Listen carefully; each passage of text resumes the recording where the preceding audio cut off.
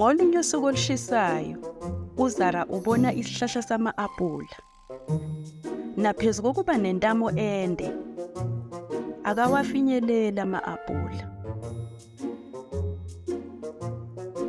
Uthi uyazama ulula intamo, akawafinyelela ama-aphula. uZara udangele, uhlala ngaphansi kwalesi sihlahla. Kusenjalo kuqhamuka uMazu, iwundlu lebhubesi ngemva kwesihlahla. uMazu uyazi ukuthi akuyinjalo ngokuthi umude kangakanani, kodwa kufanele uthole indlela ezihlakaniphile zokufinyelela umgomo wakho. Ubona inqwaba yamatshe eseduze nalapho futhi uyayikhomba. uZara uyabona ukuthi kufanele enze njani. Ubeka itshe phezu kwelinye ngokucophelela, azakhela isitebhisi sokukhwela.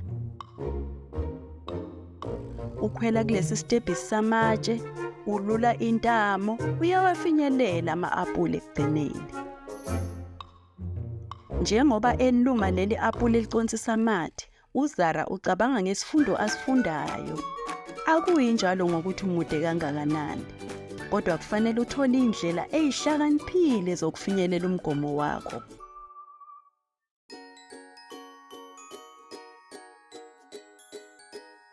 To watch more stories, just visit our YouTube channel. All stories are in the present, past and future tenses, also available in various languages. How great! Also, members of the Abuti Academy get access to workbooks and much more. Visit our website to find out more about all the language learning materials that we have to offer.